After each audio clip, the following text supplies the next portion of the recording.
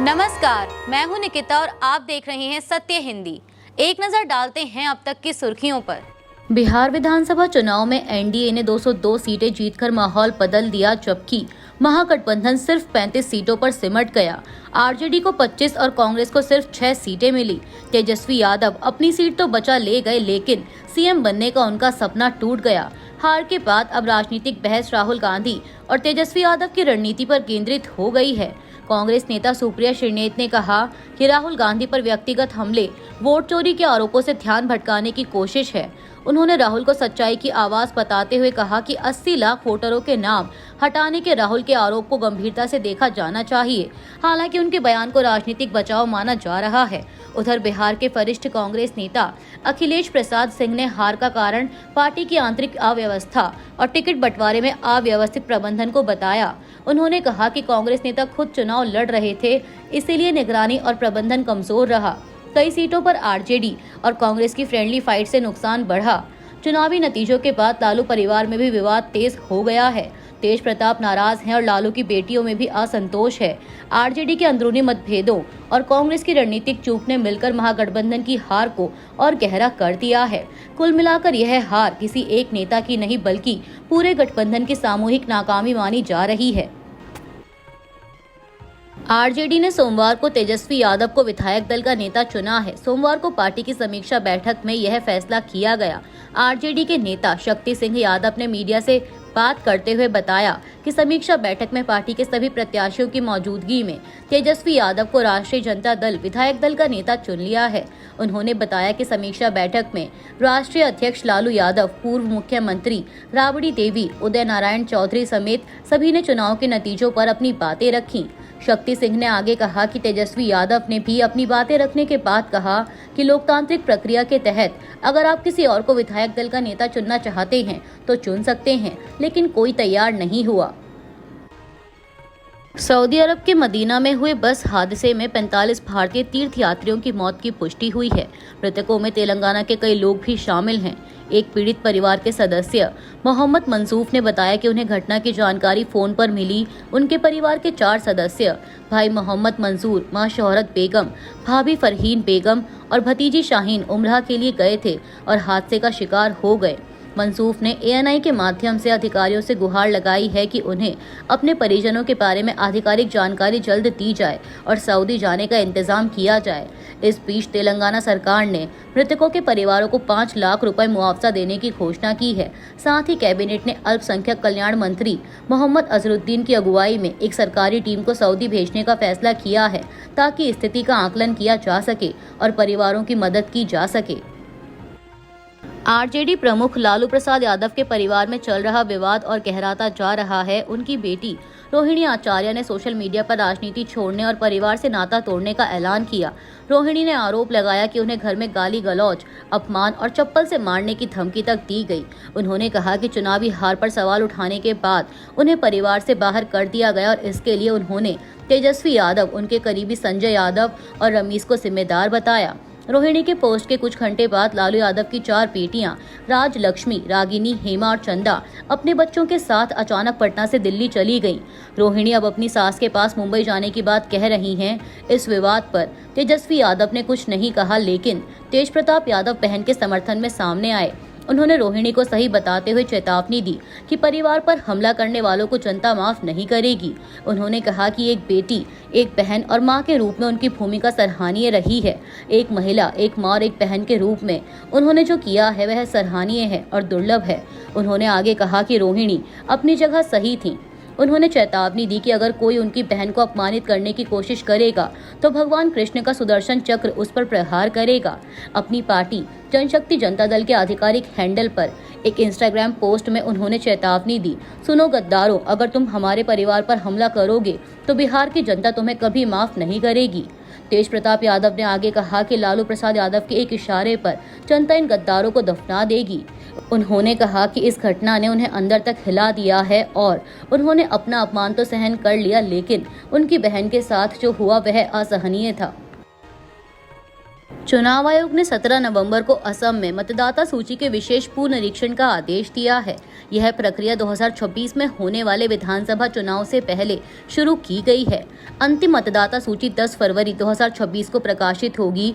यह पुनरीक्षण सामान्य, संक्षिप्त पुनरीक्षण और विशेष गहन पुनरीक्षण यानी SIR के बीच माना जा रहा है, जिसमें बूथ स्तरीय अधिकारी पहले से भरे रजिस्टर के आधार पर घर घर जाकर सत्यापन करेंगे। घर घर सत्यापन 22 नवंबर से 20 दिसंबर तक चलेगा और एकीकृत मसौदा सूची 27 दिसंबर को जारी होगी। मुख्यमंत्री हेमंत बिस्वा शर्मा ने इस फैसले का स्वागत किया और पूरा सहयोग देने की बात कही। पात्र मतदाताओं में वे सभी शामिल होंगे जो भारत के नागरिक 1 जनवरी 2026 तक 18 वर्ष या अधिक और उस क्षेत्र के स्थायी निवासी हैं। मुख्य निर्वाचन अधिकारी को यह सुनिश्चित करना होगा कि परिवार एक ही खंड में हो, मृत या दोहराए गए नाम हटाए जाएं, मतदान केंद्रों का 100% सत्यापन हो और किसी केंद्र में 1200 से अधिक मतदाता ना हो। आधार नंबर देना स्वैच्छिक होगा और ना देने पर नाम नहीं हटाया जाएगा। राजनीतिक दलों से परामर्श भी किया जाएगा। भारत ने LPG आयात को लेकर अमेरिका के साथ बड़ी डील की है। केंद्रीय पेट्रोलियम मंत्री हरदीप सिंह पुरी ने बताया कि भारत की सरकारी तेल कंपनियों ने अमेरिका के गल्फ कोस्ट से LPG आयात करने का 1 साल का समझौता पूरा कर लिया है। इस डील के तहत भारत 2026 में 2.2 मिलियन टन LPG अमेरिका से खरीदेगा। यह अमेरिका से भारतीय बाजार के लिए किया गया पहला बड़ा और स्ट्रक्चर्ड LPG कॉन्ट्रैक्ट है। मंत्री पुरी ने कहा कि यह मात्रा उस साल भारत के कुल LPG आयात का लगभग 10% होगी। भारतीय ऑयल, भारतीय पेट्रोलियम और हिंदुस्तान पेट्रोलियम की टीमें पिछले कुछ महीनों में अमेरिका के उत्पादकों से बातचीत कर रही थी, जो अब पूरी हो गई है। यह घोषणा ऐसे समय में आई है जब भारत को अमेरिका की ओर से 50% तक का टैरिफ झेलना पड़ रहा है, जिसमें रूसी तेल खरीदने पर 25% अतिरिक्त पेनल्टी भी शामिल है। सरकार का कहना है कि भारत आगे भी अमेरिका से अधिक ऊर्जा आयात करने की कोशिश करेगा। बांग्लादेश की पूर्व प्रधानमंत्री और अवामी लीग नेता शेख हसीना ने मानवता के खिलाफ अपराध के मामले में मिली फांसी की सजा को पूरी तरह राजनीति से प्रेरित और पक्षपाती करार दिया है। सोमवार को अंतर्राष्ट्रीय अपराध न्यायाधिकरण यानी ICT द्वारा मौत की सजा सुनाए जाने के तुरंत बाद हसीना ने एक बयान जारी कर कहा कि यह फैसला धांधली वाले पूर्व नियोजित ट्रिब्यूनल का हिस्सा है और इसका उद्देश्य अवामी लीग को कमजोर करना है। उन्होंने सभी आरोपों को खारिज करते हुए कहा कि उन्हें निष्पक्ष सुनवाई का मौका नहीं मिला और ट्रिब्यूनल के जज व वकील अंतरिम सरकार के समर्थक हैं। हसीना ने डॉक्टर मोहम्मद यूनुस के नेतृत्व वाली अंतरिम सरकार पर गंभीर आरोप लगाए कि देश में कानून व्यवस्था बिगड़ गई है, अल्पसंख्यकों पर हमले बढ़ रहे हैं और प्रशासन में चरमपंथी ताकतें घुस आई हैं। उन्होंने इसे लोकतंत्र को कुचलने की साजिश बताया और अंतर्राष्ट्रीय समुदाय से हस्तक्षेप की मांग की। उधर अवामी लीग इस फैसले के खिलाफ वैश्विक मंचों पर अपील की तैयारी कर रही है।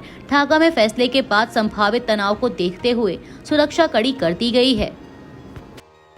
बांग्लादेश के विदेश मंत्रालय ने भारत को औपचारिक पत्र भेजकर पूर्व प्रधानमंत्री और भगोड़ा आरोपी शेख हसीना को सौंपने की मांग की है। मंत्रालय ने भारत बांग्लादेश प्रत्यर्पण समझौते का हवाला देते हुए कहा कि अंतर्राष्ट्रीय अपराध न्यायाधिकरण यानी ICTPD द्वारा हसीना को मौत की सजा सुनाए जाने के बाद उनका बांग्लादेश लौटना भारत की अनिवार्य जिम्मेदारी है। पत्र में यह भी लिखा है कि मानवता के खिलाफ अपराधों में दोषी पाए गए लोगों को शरण देना न्याय के खिलाफ और अमित्रतापूर्ण कदम माना जाएगा। भारत ने बांग्लादेश के अंतर्राष्ट्रीय अपराध न्यायाधिकरण यानी ICT द्वारा पूर्व प्रधानमंत्री शेख हसीना और पूर्व गृह मंत्री अस्तुज्जमान खान कमाल को मौत की सजा सुनाने के फैसले पर औपचारिक तौर पर प्रतिक्रिया दी है। बांग्लादेश ने भारत से दोनों नेताओं को प्रत्यर्पित करने की आधिकारिक मांग की है। ढाका का कहना है कि मौजूदा प्रत्यर्पण संधि के तहत भारत उन्हें सौंपने के लिए बाध्य है। वहीं भारत के विदेश मंत्रालय ने जवाब में कहा कि वह बांग्लादेश में शांति, लोकतंत्र, समावेशिता और स्थिरता के हितों के लिए प्रतिबद्ध है और सभी हितधारकों से रचनात्मक संवाद जारी रखेगा। शेख हसीना पर 5 बड़े आरोप लगे हैं। पहले आरोप में कहा गया कि हसीना गृहमंत्री अस्तुज्जमान और IGP मामून पर हत्या की कोशिश और छात्रों पर किए गए अमानवीय अत्याचारों को रोकने में नाकाम रहने का आरोप है। कोर्ट के मुताबिक 14 जुलाई को हसीना की प्रेस ब्रीफिंग के बाद सरकारी अफसरों, पुलिस और अवामी लीग के हथियारबंद लोगों ने निहत्थे छात्रों पर संगठित तरीके से हमला किया। यह हमला सिर्फ गलती नहीं बल्कि हसीना के इशारे पर हुआ। दूसरे आरोप में हसीना पर सीधा आरोप है कि उन्होंने खुद हेलीकॉप्टर, ड्रोन और घातक हथियारों का इस्तेमाल कर छात्रों को हटाने या साफ करने का आदेश दिया। अभियोजन पक्ष का कहना है कि गृह मंत्री और आईजीपी ने अपने अपने विभागों को आदेश देकर इसे पूरा करवाया, यानी यह पूरा ऑपरेशन तीनों के मिलकर बनाए गए प्लान का हिस्सा था। तीसरे आरोप में कहा गया कि रंगपुर के रुकैया विश्वविद्यालय के पास छात्र अबू सईद की गोली मारकर हत्या की गई और यह भी ऊपरी आदेश पर हुआ। हसीना पर आरोप है कि उन्होंने भड़काऊ बयान दिए और घातक हथियारों का इस्तेमाल करने की मंजूरी दी। इसके बाद गृह मंत्री और आईजीपी ने अपने लोगों और अवामी लीग के कैडरों को उकसाया और हमला करवाया। 16 जुलाई को पुलिस ने अबू सईद पर बिना किसी उकसावे के पास से कई गोलियां चलाईं।